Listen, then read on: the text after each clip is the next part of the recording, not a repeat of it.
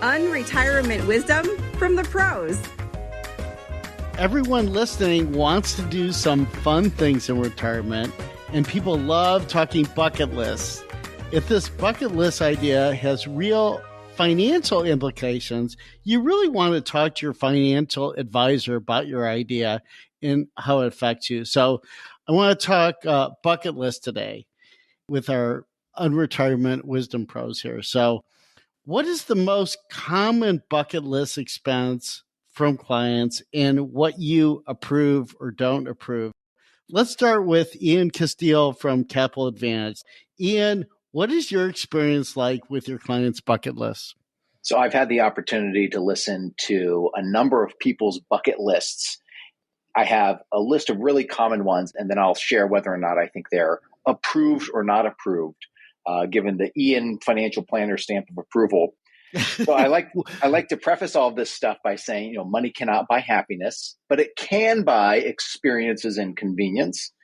For those that are financially independent, I think exchanging dollars for these things, the experiences and convenience, is as close as it gets to buying happiness. And of course, what's not on the list is buying things. Things doesn't make any noticeable improvement in satisfaction or quality of life. So that's kind of how I'm going to go through and say whether or not I approve it or not. So one of the most common things I've seen is all of a sudden, I don't know what the rage is, but they're luxury African safaris. This is a very common vacation planning thing. These are obviously for people who it fits into their financial plan. They can afford to do it. They can be really expensive, but this is an experience, probably a lifetime memory. And I say approved. Right. And I know several people have done it, and almost all of them say it was the greatest travel experience they've ever had. Right. Here's another really common one, and it's kind of on a different side of the spectrum here. But people, when they're retired specifically, they find that they're cooking at home more, preparing more of their own meals. So a kitchen renovation or kitchen remodel. And this is a little bit into the lifestyle category, but it's also heavy on the convenience side. And I think there are a few things in life that you actually get more use out of than your kitchen. So there's another time when I say totally approved. Yep. Here's another one that I think a lot of people have, which is particularly in the Bay Area where we are, it's really hard for the younger members of the family, children, to afford a home.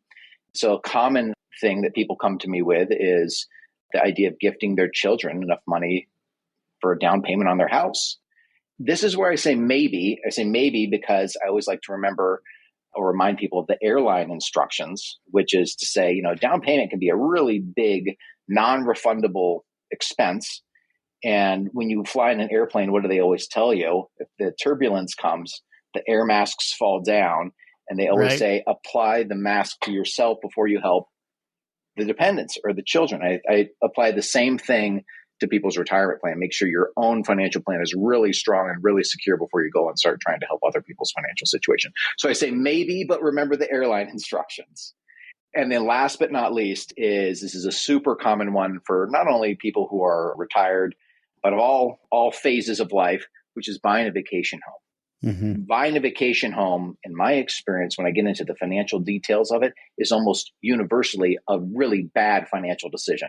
If you think about it, it's double the cost for maintenance, electricity, double the cost for garbage and cable. Usually people end up trying to offset this with some part-time rental income, which becomes like a part-time job. So this is the one where I say it's not approved. Yeah. Ian, I'm totally with you. God, I wish I could disagree on any of these, but the vacation home thing makes no sense to me. And then what you often hear is the person says, well, I have to go to blah, blah, blah. It ends up being sort of a chore because they've already sunk all this money and time in it, and they feel obligated to do it. Exactly. Yeah. It's not promoting a better quality of life. It's not convenient. It's not an experience that you look back and say, oh, this has all just been a wonderful thing that's positively contributed to my life. Yeah. Anyway, those are really good examples. So I'm with you. So we also have Gary Sirak from Sirak Financial Services. So Gary, what is your experience with clients' bucket lists? Well, in the book, I refer to it as a wish list. And the reason I did that is because I kept thinking about bucket lists in that Jack Nicholson movie with Morgan Freeman, thinking, I don't think I want to talk about death. Anyway, so yeah, bad idea. So I use it. I call it the wish list. And I say, okay, when you were working, what were all the things you wish you could do, but you couldn't because you had to work? And I really want my clients to think about that and come up with stuff they wish they had done. And the funny thing is, one of the cool things is I will get a couple to actually each fill it out themselves and then match up with their spouse. And that's fascinating. I've been in that room and I said, whoa, they weren't even close to being on the same page, but very educational experience. I said, whoo, are you guys married or whatever? So it's tricky. That's one of the things I like about that. And everybody has some sort of a list. Sometimes they're like one item. I had a guy said, well, I'm going to go to Europe for a month. I said, okay, what's next? He said, yeah, I don't have that figured out. I said, well, I think you got to do some homework here. But it's interesting how it works. My most unique, it's really kind of funny. I had a guy who owned a machine shop. He was very successful. He sold his machine shop, lived off of the sale of the shop, and had about $3 million in his 401k, which is a lot of money. And he called me one day and said, Gary, I need $1 million. And I said, okay, what are you going to do with $1 million? And he said, well, I like to play poker. I've been watching poker on TV and I decided I'm going to join the circuit. And I'll be very honest with you. He took $1 million out of his 401k, paid the taxes, big number. And that's what he lived on. And he played poker for 5 years on that $1 million. He showed up on TV. He was the old dude with the hat and the sunglasses. And, he'd say, did you watch it? It's 2 a.m. I'm not watching. But anyway, it was pretty funny. He won some tournaments and he actually did quite well.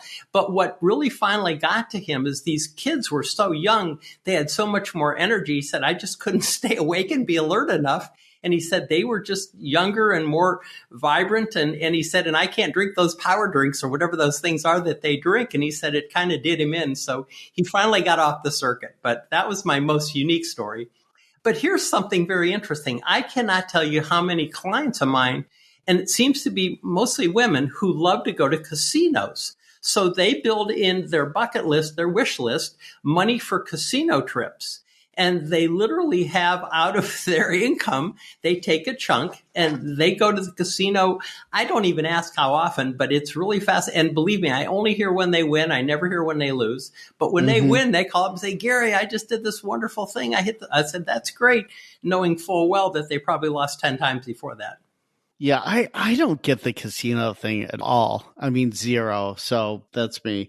But anyway, these are really, I love the bucket list ideas and the stories and all that. That was awesome because everyone's got them.